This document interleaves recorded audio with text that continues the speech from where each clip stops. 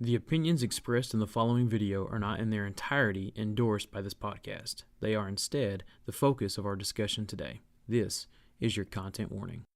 Should a Christian not work out for the sake of looking good? Is that a wrong motive? No, it's not a wrong motive.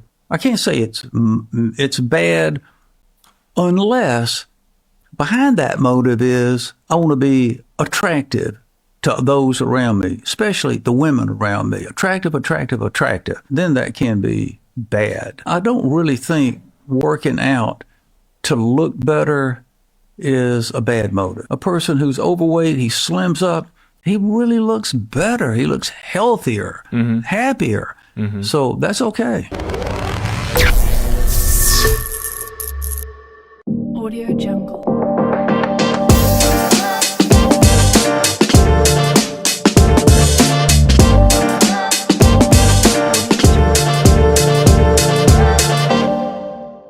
Joshua, welcome back, man. What's up, dude? Good to see you. It's good to see you again in Yeah. a very short duration of time, which is unusual for us, but I got a chance to go visit you. Super excited about that. It's been a minute since we actually hopped on and recorded, man. Summers get nuts. Yeah, they do. And so happy to be on recording this with you today. Guys, welcome back. This is the Content Warning Podcast. This is a Bible Meets Culture podcast where we break down the difference between biblical content and modern theology. Episode number 57. By the way, I have to keep reminding myself where we're at exactly in the timeline because we've gotten a little bit more sporadic as schedules get a little bit more sporadic. But we've got a good one today. Joshua, a topic I know you are passionate about. We've got a really special guest on today, too. Second time, I believe, on the podcast. I'll let you go ahead and introduce this guy. But excited to have this conversation with y'all. Yeah, so we have with us Isaac Bourne, who is the pulpit minister, preaching minister at the Chapel Hill Church of Christ in Chapel Hill, Tennessee. Isaac and his wife, Brittany, have been working there for, have you been there for 10 years now? 9 years. 9 years. Great. They're doing great work there. On top of that, they also own Chapel Hill Fitness, which if you're watching the video of this, you see Isaac sporting his cap there. And given the video today, we thought Isaac would be the perfect one to have on to add a Christian perspective to physical fitness and the pursuit of health in the life of the Christian. So we're thankful to have Isaac on, graduate of Freed Hardeman, and a good brother in Christ. So Isaac, thank you for being on. Yeah, thank you for having me. I'm excited for our topic today.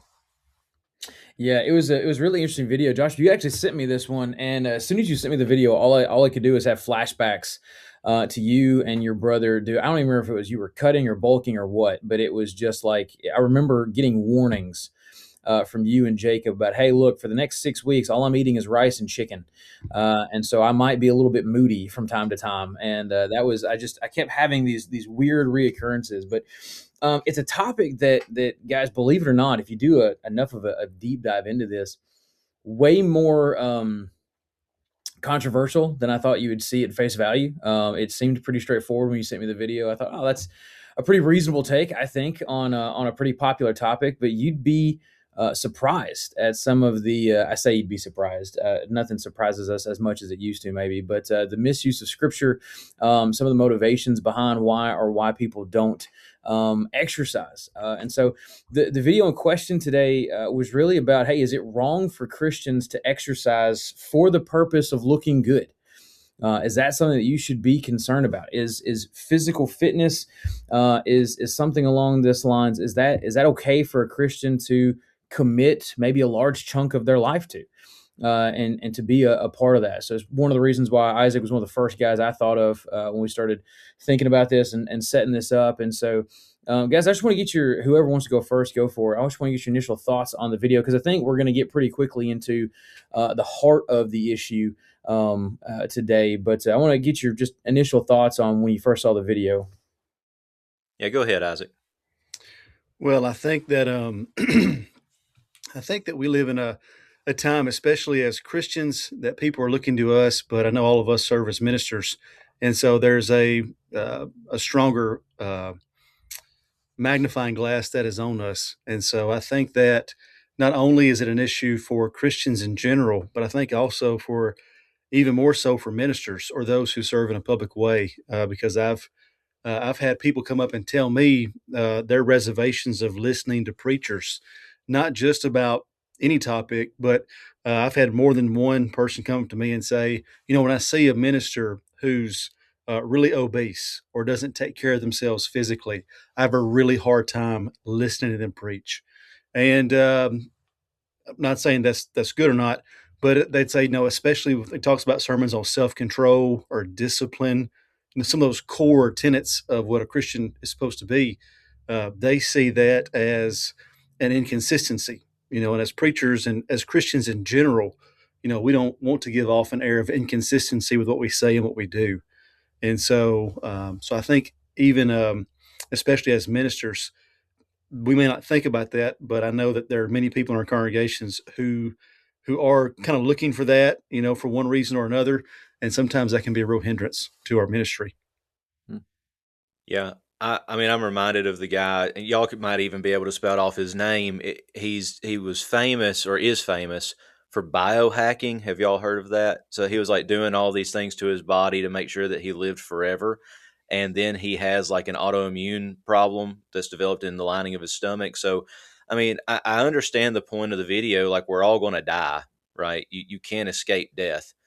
However, I do agree with the two of you, as I know that we'll get into, that how you take care of your body, because you only get one, and there are a lot of things physically, sickness and disease, that could be mitigated just by making better decisions and maybe being a little more active, taking care of what goes inside your body, and I think Christians have gotten away from that because we have we have made our devotion to Christ solely a spiritual matter, like the spirit is at church and the body is at home or whatever, and we've separated the two, which the New Testament does not do. You are one being created in the image of God, body, soul, mind, spirit, whatever words you want to use, all collectively as one being created in the image of God. And Nathan referenced it just a few minutes ago. Just share my story. Like, I've been in and out of the whole working out, physical fitness thing.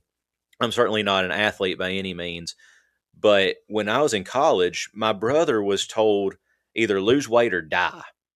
Like, he was told that by a doctor. He was 400 pounds, and through hard work, exercise, diet, all of that stuff, he got down to, I think, around 280 was when he was at his lowest. And I mean, my brother's a big guy, but we were eating grilled chicken and brown rice and broccoli 6 times a day. We would take it to our classes. I mean, we were the most annoying kids on campus. I understand that. But we would get up in the morning, do an hour of cardio, go back in the evening, work out for another hour or two. And that was every day, right? Like, no off days. And maybe that was a little overkill for me, maybe not for him, because he needed that in order to get where he needed to be physically. But just to go back on what Isaac said real quick, and then somebody else can talk. The virtue of temperance is something that we have very much ignored in the kingdom of God. We have either said that it must be abstinence or overindulgence. And conversations like this happen a lot with the vices of our day, and this podcast doesn't necessarily need to be a commentary on those vices, but I will echo what Isaac said. It's difficult to see a minister of the gospel get up there and tell you to abstain completely from X, Y, and Z when he's out of breath by the time he gets in the pulpit. And I'm sorry to kind of sound so crass about that, but temperance is the virtue. And you see temperance all throughout the Bible, and self-control, right? And so that's what we, I think, want to promote in a godly way, is balance and temperance. Yeah, I think on this podcast we've done. I say we've done a good job. I know we've at least harped on it a lot, right? There's always balance with everything that we talk about, and so before we get too much further into the podcast and the discussion, please understand what we're talking about. Isaac's probably the closest one of the three of us, but I personally don't consider myself any sort of health expert at all when it comes to what you need physically, and so please don't misunderstand what we're talking about today as everybody listening to this needs to go on a diet. Everybody needs to lose 5 pounds. Every single person is different. We understand this can be a really personal topic. Jacob and I are not the same height. Jacob and I, your brother, are not the same height. Therefore, just because we may or may not be the same weight, that's going to affect us differently, right? There's all sorts of nuance and science that goes into what makes you a more physically healthy individual, right? And so, please don't misunderstand what we're saying. That when we talk about the virtue of temperance or the benefits of getting out and physically exercising, we're not trying to come down on anybody for taking that extra rest day, or who's maybe their New Year's resolution was to lose X amount of weight and they're only halfway there. It's nothing along those lines. It is simply talking about whether or not Christians should or shouldn't be motivated to exercise, to look good, or what are those motivations? Where are the motivating factors, and are motivating factors in and of themselves inherently something that's wrong or not? Does that make sense? Both of you guys touched on it. It's not just that. I was always mentors of mine would always talk about the significance of keeping yourself physically fit, not for the sake of wanting to look good for other people, but at the same time, if we don't take care of ourselves as ministers, how are we supposed to take care of anybody else? And I think you can make that argument as a Christian in general. You need to put yourself in a position to be able to help other people. And if you are physically incapable of doing so, well, then I'm not saying there's no way for you to serve at all, but that's a consideration. And so as we dive into the video, we talk about this idea of putting ourselves out there, physically exercising. And so the question just is posed, and I'll ask this and we'll get into the nuance of it. Is it inherently wrong for a Christian to work out for the purpose of looking good? I think that's how he phrased this question, right? So let's just start there. Is it? You're going to say something short, and Joshua, because I know you, because you're going to give a one-word answer, and then I'm going to make you elaborate. So just pretend I already did that. Is it wrong for a Christian to work out for the purpose of looking good? Are you asking me? I'm asking whoever wants to answer it. I just know you're going to say yes or no, and you're just leaving it at that, and I'm going to make you talk a little bit. I'm going to say no. So this is the part where you pretend I've already asked you to elaborate. All right. No, I think the motivation to look good is a great motivation to get into shape. And I think that because how we view ourselves matters. I don't want to come across saying that personal stories should be the motivating factor for why we do anything. I mean, my personal story is obviously not inspired. But I do want to share this. When our daughter was born, she was born in November of 2024. So it was right at Thanksgiving, right at Christmas, right at New Year's, right at my wife's birthday, right at my birthday. And so you have all of those things lumped in. And I don't know about you guys, but I gain weight during those months, whether I want to or not. It's just kind of nature of the beast. So not only did we have that, but my wife was postpartum. We were, our daughter was very colicky. And I know almost everybody says that about their babies, but she really was. And like, there was nothing we could do for about 6 months to make her happy. And so we were not living a healthy lifestyle. And on top of that, we had stress, and stress will kill you. Like, I don't care what anyone says, stress will kill you. So I went from, prior to that, when COVID hit, we were living in Murfreesboro and had like every fast food place possible around. And so when COVID hit, we were door dashing a lot. I went from being about 180 to 230. I did the keto diet and got a gym membership and went from 230 to 165. And then when we had our daughter, I went from 165 back up to about 200, 205. And I'm in the process now, she's 19 months old, of trying to get back down to about that 170, 175 range. I got a little too small at the 165 point. I will tell you right now, unapologetically, my only motivation for that, because I was a healthy 230. right? When I was that size. And by the way, I'm incredibly short. Okay, so 230 for me is like it's obese. Yeah. But I would my sole motivation for trying to get down to 170 right now is to be physically attractive.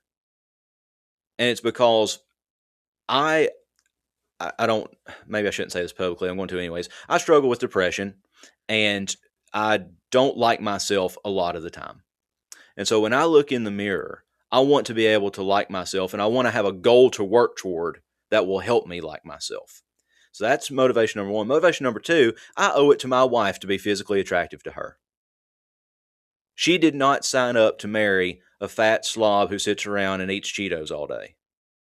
I'm serious. I owe it to my wife to be physically attractive to her. Now, she loves me enough to where she's going to love me whether I'm 230 pounds or 165 pounds, but I owe it to her to present my best self to her in our marriage. So I think how you view yourself or working out for the sake of being attractive is totally a good motivating factor. Now, you'll notice there that the only people that I'm worried about being attractive to are myself and my wife. Right? I'm not working out to be attractive to your wives or to the women at the gym. Or in today's world, some people may do it for the attention of the men at the gym. Right? You're not doing it for that, but you're doing it, I think, to present your best self forward so that you can have that joy and happiness that comes ultimately from God expressed through your physical being created in his image. No, I totally agree. And I do think that as Christians, we ought to live lives that are attractive to others. I think people ought to look at us and view us as attractive, not physically per se, but just a good marriage. Mm. They have a good marriage, they have good children, they're good members of society. They take care of their stuff. You drive by, the grass is cut. Things are taken care of. The fence isn't falling down. There are people who do things decently and in order. As the Apostle Paul says. And one of those things I think is also our physical bodies. I think it's a stewardship. We're trying to show people that we're striving to be good stewards of what God has blessed us with, including our bodies, and using that as a motivation to work out. And like Josh has said, to be attractive, to our own self-esteem, and also, of course, for those of us who are married, for our wives, and for those of us who are not married, I think it's important to be comfortable in your own skin as you're trying to find a mate. And I don't see anything wrong with trying to be attractive. We buy clothes that fit us for the purpose of looking nice. We comb our hair before we leave the house. For a lady, we put on makeup. And so things like that. I don't view working out as anything, nefarious compared to any of those other things.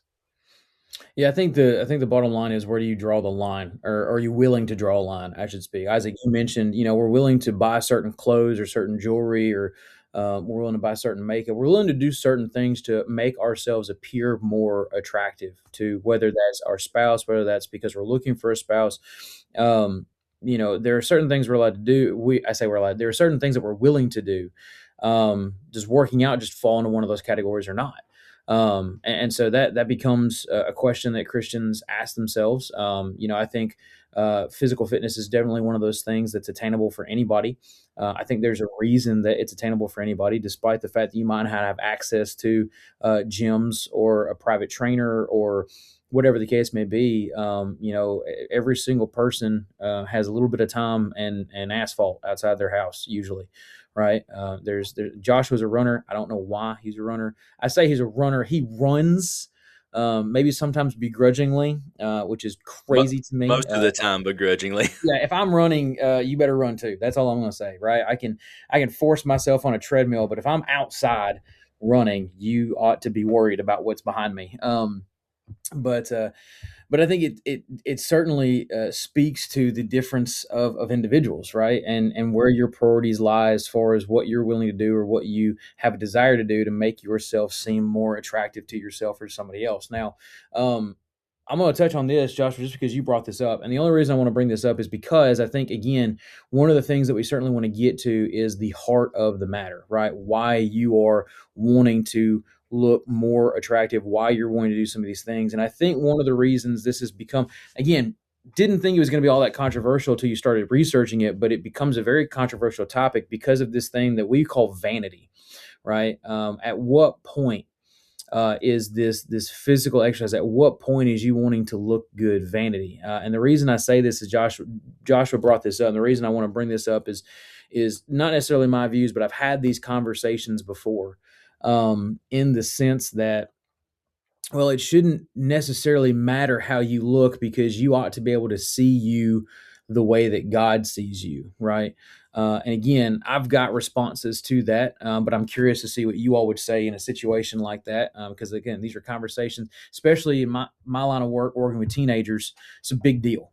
I'm not saying adults don't struggle with it, but teens really struggle with this idea of seeing themselves the way that God sees themselves and what they put value on, what other people have said they ought to put value on. And so I want to hear your guys' response to, because again, I've got my responses, but I want to hear your idea of, well, you shouldn't have to look physically attractive to make yourself feel better, because you ought to be able to see yourself the way that God sees you, so to speak. Yeah, I think that the main issue and at the real heart of it is what is at the center of your life. And I think that if you're at the center of your life, you're never going to be happy. And I think a lot of times, especially for those who are in their teenage years, it's a very difficult time. You're trying to find yourself. You're trying to find what group of people that you fit in, how do people perceive you, what you're going to make. Can you think about when you're in that 13 to 18 years old, that kind of youth group that you, Nathan, minister to, you know, am I going to college? Am I going to go to tech school? Am I going straight to work? Am I going to get married? Who am I going to get married to? Who thinks I'm attractive? Who's even interested? And if we're not careful, because they have so many things, and it's true in any stage of life, but I think particularly at that stage and their life experiences are limited, uh, it's really easy to bleed over into making themselves the center of their universe, basically. And when you do that, um, you see your failings, your shortcomings, your doubts about yourself. And that's not just for teenagers, that's for adults too. And when I think the discussion about, working out and how to keep that line from being crossed, as we mentioned earlier, is you Mm-hmm. have to keep God at the center. Because if you keep God at the center of who you are and strive to make your relationship with your dieting, um, an outgrowth of your relationship with God, then it becomes an issue of stewardship. It becomes an issue of self control and discipline. Same thing for working out. It becomes an issue of mainly stewardship, but also of longevity. I want to be an effective minister, and I don't want to die at 50 with a heart attack. And some people can't help that. Obviously with medical issues, you can be physically fit and pass away, prematurely from, heart attack or cancer, stroke, whatever. Um, but I want to be as effective as I can, as long as I can, not for vain purposes, but just to be a faithful servant. But if you'll keep God at the center, then working out and your fitness becomes an expression of your relationship with God, and it keeps you centered, because we don't want to become so focused in a personal way. So when we make ourselves the center of it, that's where the vanity comes in, and the self-centeredness and the arrogance and the self-hate. So if I make myself the center, if I'm really bad at fitness and health, then I'll hate myself, right? If I'm really good at fitness and dieting and aesthetics, well, then I will love myself, to a degree that's inappropriate from a spiritual standpoint. I'll become that arrogant, vain person. Um, but but you can be just as vain whether you're in shape or out of shape. But keeping God at the center really is, I think, the defining characteristic of that. And I think especially for our young people, they're living in a day and age where everything is so catered to them, for them, Mm-hmm. social media, all those things. That's just, and the world is trying to make them to see themselves as the center. And we've got to try to get them to see God as the center, and everything else is outflowing from that. Yeah, I totally agree. I think one issue with vanity could be kind of closely linked to the issue of modesty. And I don't mean modesty just the way our young ladies dress. Hmm. The Apostle Paul talks about modesty in 1 Timothy 2 and 3. And he says just as much to the men at the end of chapter 2 as he does to the women at the beginning of chapter 3. And it is, or maybe it's at the end of chapter 1, beginning of chapter 2. Either way, um, Paul wants all people to present themselves in a holy way to other people. And I think that is one of the better ways to think about how we deal with vanity. I think that, when you go to the gym, um, what you wear to the gym matters.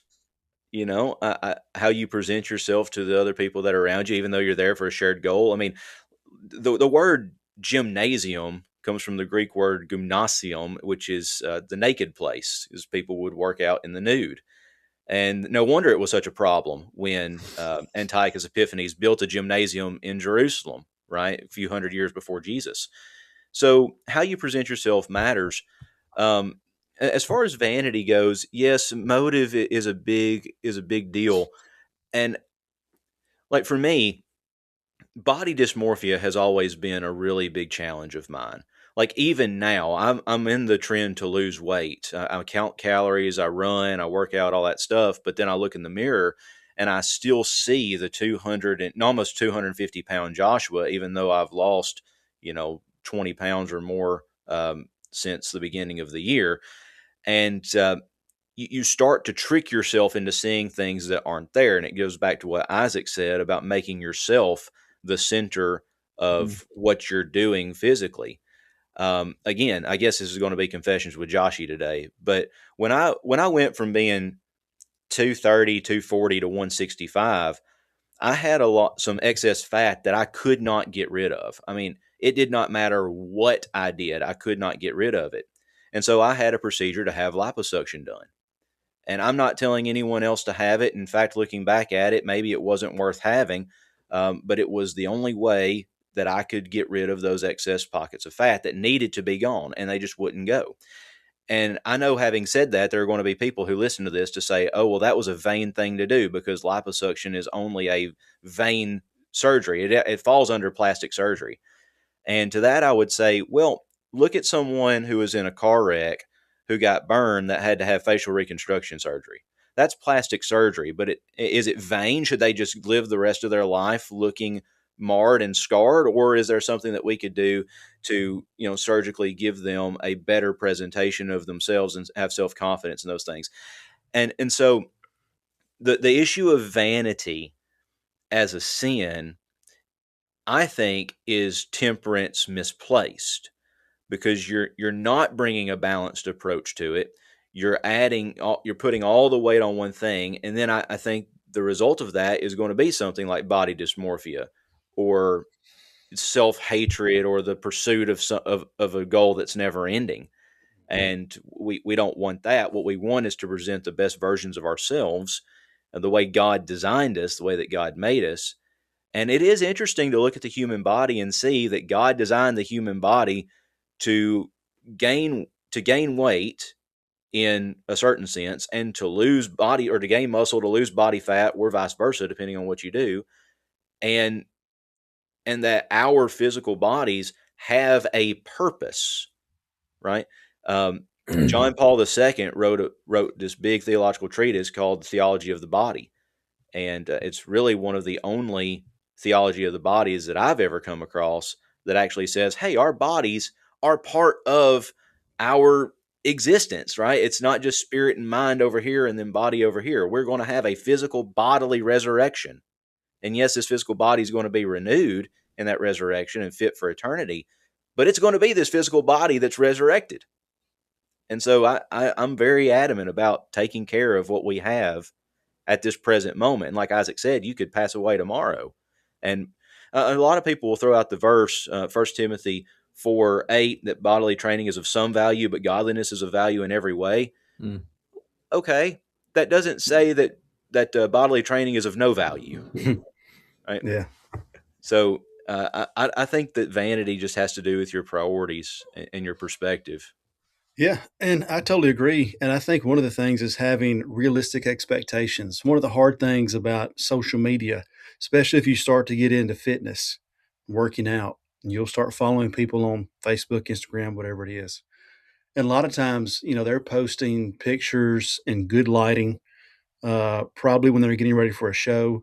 They don't look like that throughout the rest of the year. It's just for a short period of time as they're dropping weight for a particular show. And so I think having realistic expectations for what being healthy looks like, and pursuing, progress, but making sure that we're keeping God at the center of it. I'll give you an example. I preach at Chapel Hill. My wife and I own Chapel Hill Fitness. The church and the gym are on the same highway, and they're about a quarter of a mile apart. And so you can, if it wasn't for the trees, you could see the church from the gym and vice versa. And so the gym is 24/7. So the gym is 24/7. You can come and go, 2 o'clock on Christmas morning. You can also go at 10 o'clock on Sunday morning. And everybody has a key fob entry. And so I went there on I think it was a Sunday, right after church services had let out. And I was going home, passing by the gym. I popped in just to check on things, which is not uncommon for me to do after services on Sunday. And there was a young man in his 20s, raised here at Chapel Hill, who'd been kind of sporadic on his attendance, and he was in there working out. And so I walked over to him. That was real nice. And I've known him, since he's in his mid 20s. I've known him since he was probably about 13 years old, 14 years old. I've been here for almost 10 years. And so I went over to him and I said, because he's really proud of his body. He's young, high testosterone, really big in lifting weights, looks great, really, into that kind of stuff. And I said, one day you're going to die and this body's going to die. I said, but your soul's eternal, so I appreciate you, working out and taking care of your body, but, missing church services is not the place for that to take place.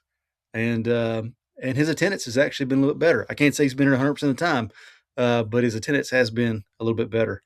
And so trying to let people, because you can get so wound up in your physical appearance and being healthy, that it's Wednesday night, instead of gathering with the saints and studying my Bible, I'm going to go to the gym and get a workout in. Well, I learned that lesson the hard way, Isaac. When I was going from my 230 to 165, I did the keto diet and exercise, ran, and all that stuff. And so I never ate a church fellowship meal. And I was a preacher for a good sized congregation. We'd have our fellowship meals. I'd stand in the foyer and talk, but I'd never eat. And I'd eat when I got home. I never celebrated a birthday that year of any of my family members because I didn't want to eat the cake and ice cream. And I'm very tempted by those things. And finally, my wife, in her wisdom, had to say, one piece is not going to kill you. You don't need to separate yourself from this just for the sake of staying on track. Now, I have poor self-control. I'll admit that. One piece of cake would turn into the whole cake if it was my choice. But, to your point, like, we can get so over ingrained to these things where there is no grace.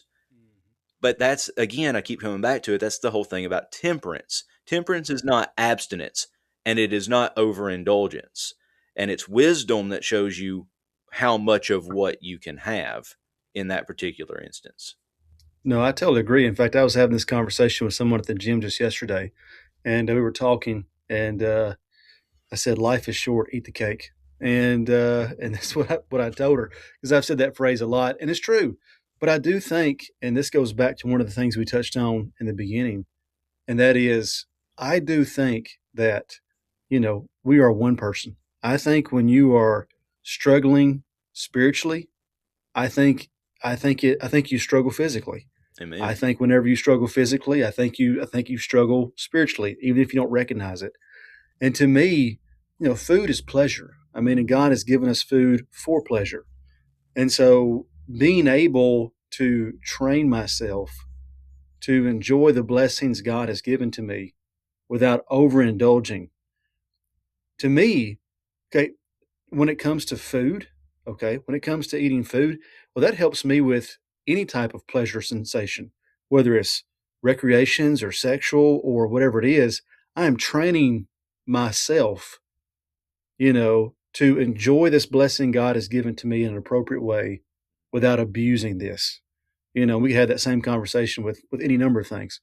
Um, and so, but also me going to the gym, you know, doing something I don't want to do. Well, there's all kinds of spiritual implications for that. I mean, we're ministers, and how many times on Sunday evening at 5 o'clock have you been tired and think, "Man, I kind of wish I could just stay home right now," But I think that not only does the self control when it comes to your dieting help you from a spiritual standpoint, but also that this is good for me.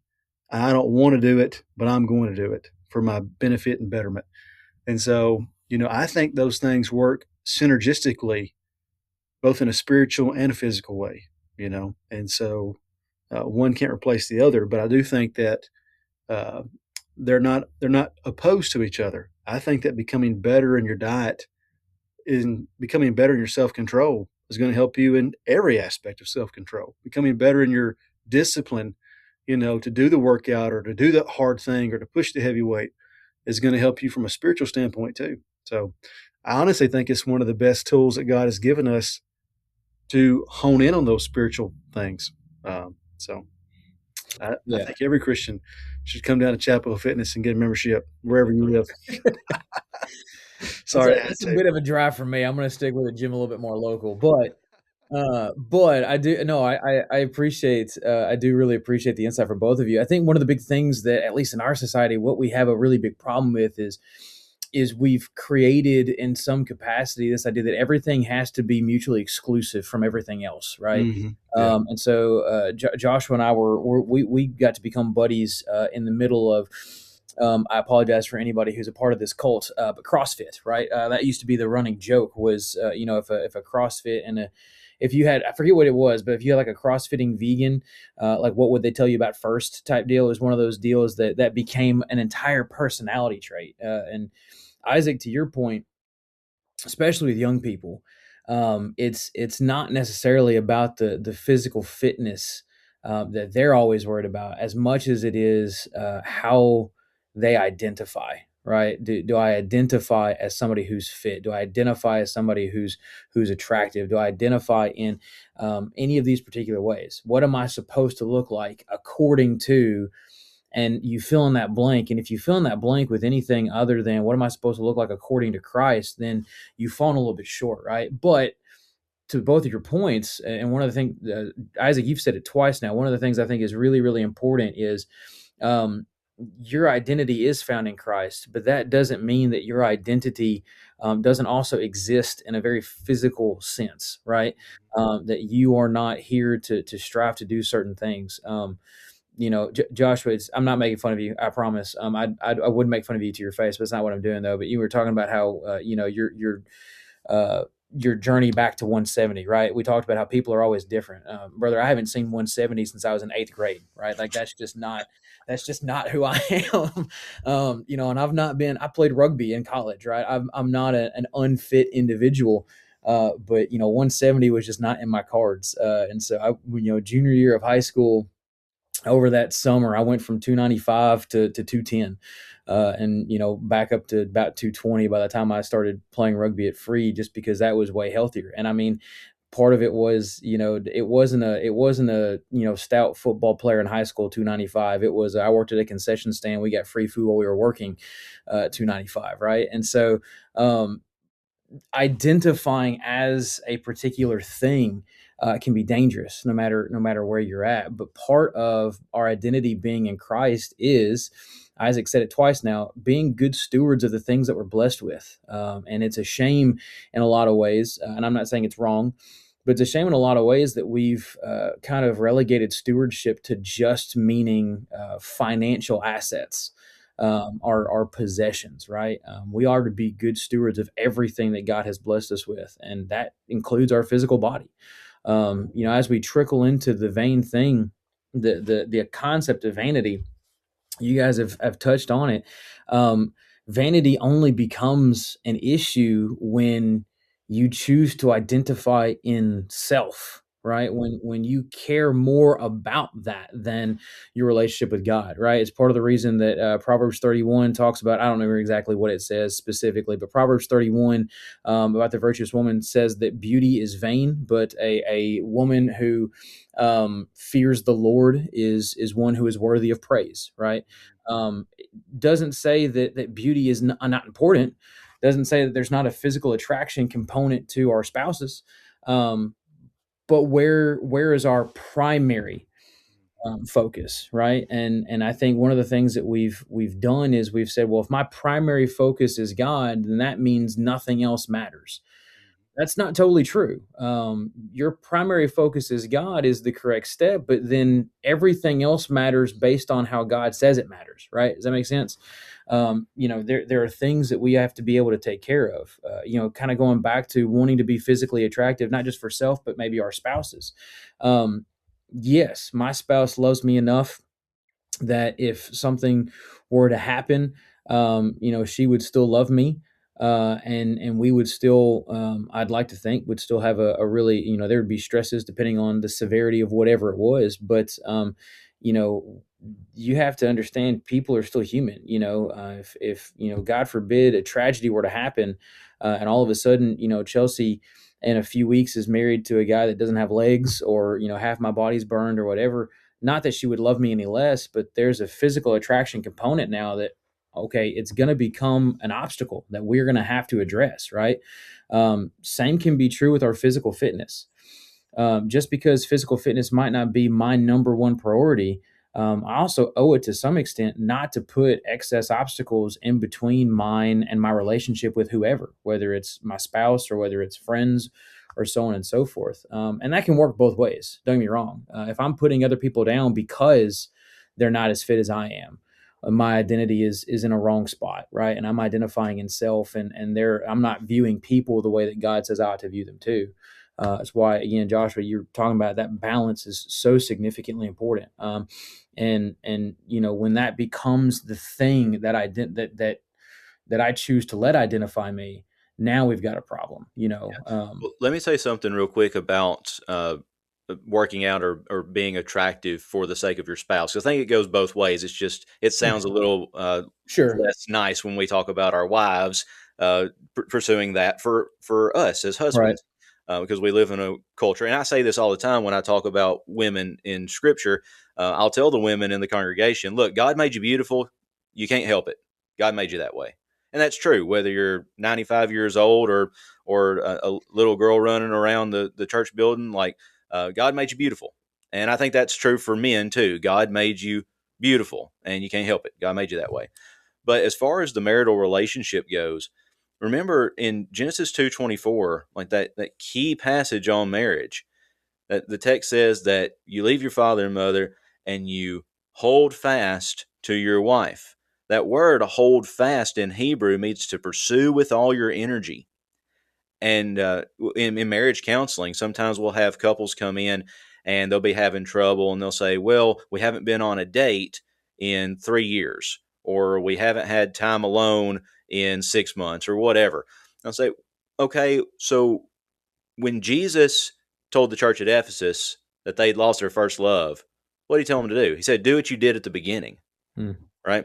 Well, what did you do at the beginning when you were pursuing with all your energy your spouse, when you were dating?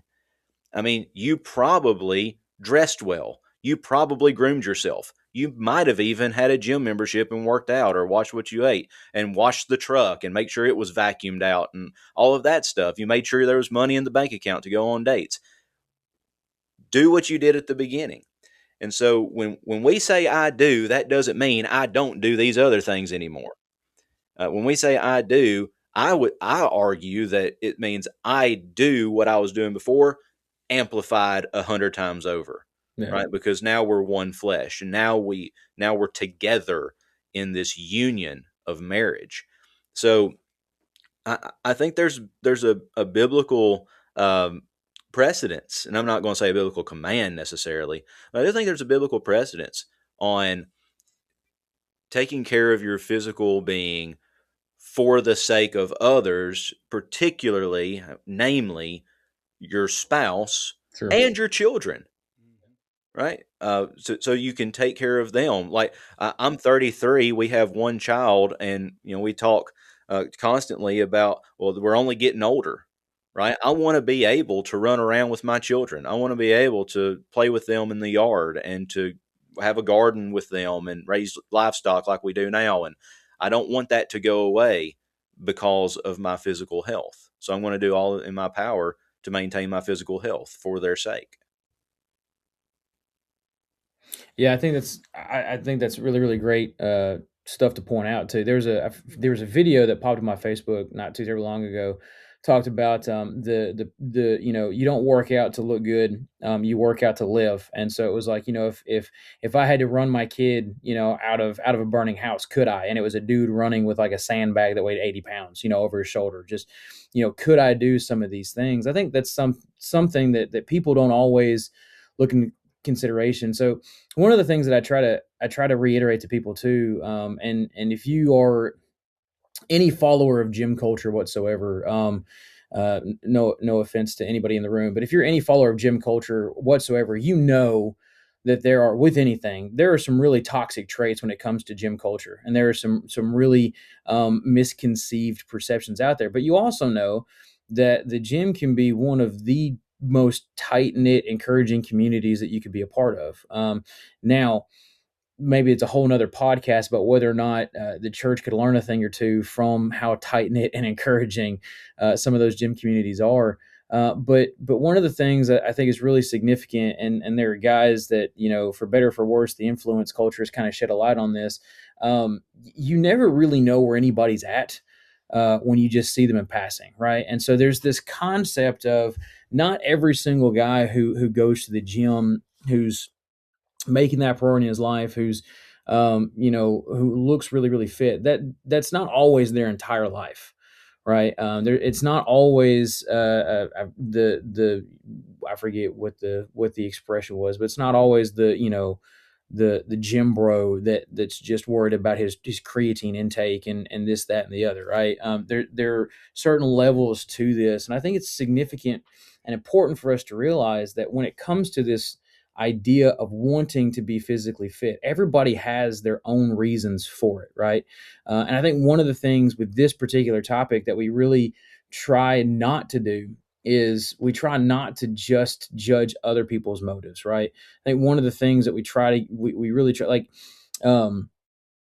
again, I just have flashbacks to Joshua and I in the dorm rooms, but like when you see a guy at the gym who's practicing like bodybuilding poses, right? And he wants to see all the individual muscles, and he's standing in front of the weights that you want to use because he's just standing in front of the mirror, and he's doing all this weird stretching things because he's going to be the next Arnold.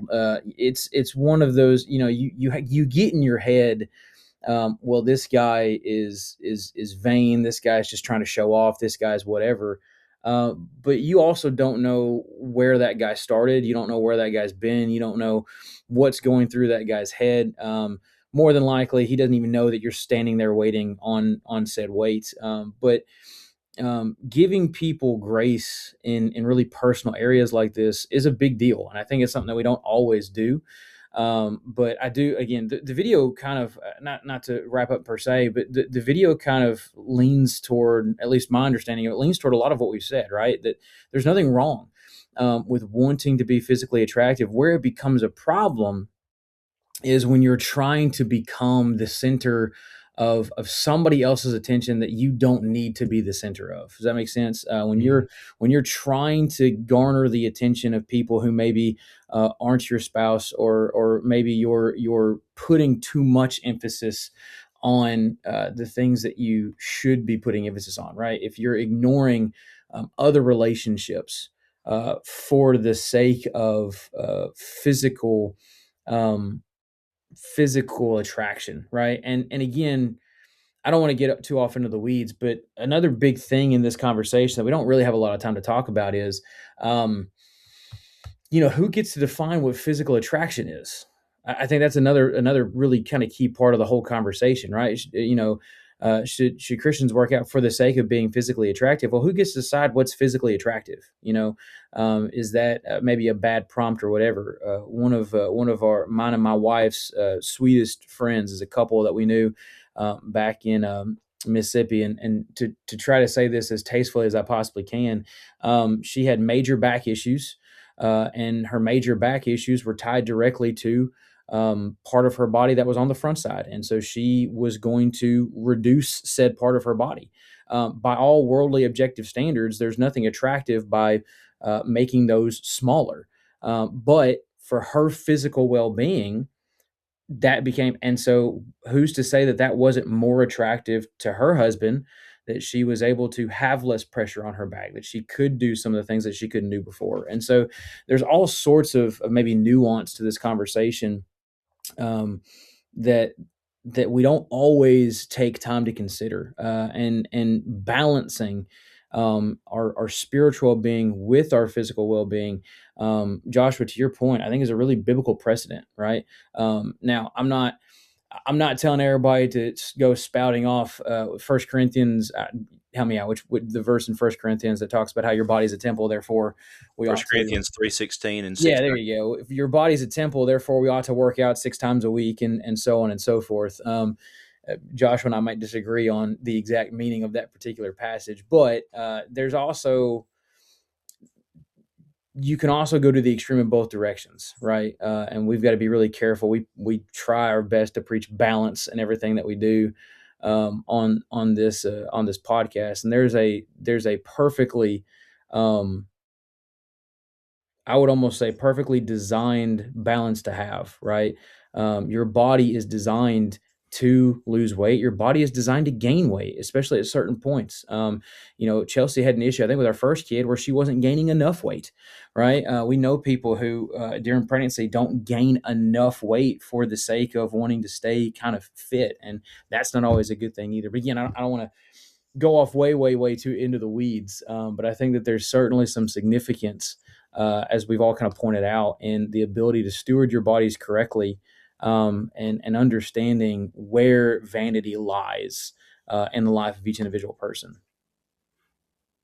Yeah, I think there are godly ways to do things and there are ungodly ways to do things. And that's true with a lot of what we've said. I mean, there are godly ways to have sex, there are ungodly ways to have sex. There's godly ways to eat. There are ungodly ways to eat. The book of Proverbs has an awful lot to say about gluttony, and gluttony is a sin. And I've only heard one sermon in my whole life about gluttony, and it was one that I preached. Yeah. So, we can't pick and choose. We're a lot of us come from a more conservative background, and we have these great godly men who stand up in the pulpit and say, you cannot pick and choose what verses you want to take out of the Bible.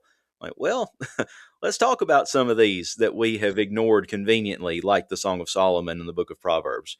But I'm over it. So there are godly ways to do it and ungodly ways. And you're talking about gym culture. Here at Fairlane, we have a group of guys who get together and work out occasionally because our schedules don't allow us to do it every day at the same time. But we call that grinds. And so we go and work out, and then we meet every so often for coffee. And we're just building that brotherhood, doing something that we enjoy that helps us feel better for the sake of Christian brotherhood. So, there's a lot of motivation, a lot of reasons why you might work out or try to live healthier, and physical attractiveness, I think, it can be one of them. I've kind of said that pretty bluntly in this podcast, but just like we've said, make sure that we do it in the godly way, right? Yeah, I think that's just the key with this or anything else, is just making sure if Christ is at the center, then you're not going to allow yourself to cross that line into vanity or into, um, whether it's, at Chapel Hill Fitness, we have a dress code, and we tell both men and women, hey, that's inappropriate. You're going to have to change your clothes. or put more clothes on. And so, so whether it's at the, it's going to help safeguard your heart from, lust at the gym with other individuals. It's going to help safeguard your heart when it comes to vanity or arrogance. It's just you have to keep Christ at the center. And then when you do that, working out and the stewardship of your body becomes a spiritual discipline that strengthens your walk with Christ, not a physical vanity that puts a roadblock between you and Him. And so, working out and pushing your body can either draw you closer to Christ or draw you further away. But it's not the working out that's doing it, it's how you're using that tool. I can take a hammer and I can build a house, or I can tear down a house. But it's my decision how to use the tool. And I think that working out is the exact same way. Yeah, absolutely. The number of conversations I've had started at the gym because I've worn a Bear Valley Bible Institute T-shirt, freebie T-shirt. Full disclosure, was not a student at Bear Valley. Love what they do, appreciate what they do, but I just got a freebie T-shirt and I wear it to the gym. And the number of people that have asked me, what is that? Where is that? Did you go to school there? And it leads into a conversation about where I'm at now, why I'm doing the things that I'm doing, and that sort of thing. Certainly becomes, I think, in a lot of ways, certainly becomes a mission field. And if we take time to view it like that, I think maybe what we really just need is a perspective check in a lot of things, and understanding not just the perspective of what working out looks like, but the perspective of why we do it, how we do it, and what it is a smaller indicator of a better relationship that we've got. And I think that's kind of the key to it all. So, guys, appreciate your time so much. Anything else you guys want to say before we hop off? This is one of those that's I don't want to say it's as near and dear to my heart as maybe some others, because I do, like, my love language is feeding people, right? And so, like, that's my thing. I've got to, but I also know, I used to joke with people, I work out 5 or 6 times a week so that I can eat Taco Bell with my wife on Sunday nights. That's just something that we started back when we were young and poor and newly married, and we've kind of kept it going. But it's certainly a fun topic to talk about, and it's one that people fall kind of definitively on the fence. Like, you either really like working out or you really don't. I'm not saying that people that don't love working out don't do it, but it's certainly one that maybe can cause a bit more of a contention than you would originally have thought. But you guys have anything before we hop off? Never do. Let the guy let me do all the talking. That's fine. Anyway, guys, appreciate it. Isaac, thank you so much for being on, man. Thank y'all. Enjoyed it. Pleasure to have you guys. Joshua, always good to see you again. Until next time, guys. We'll see you then.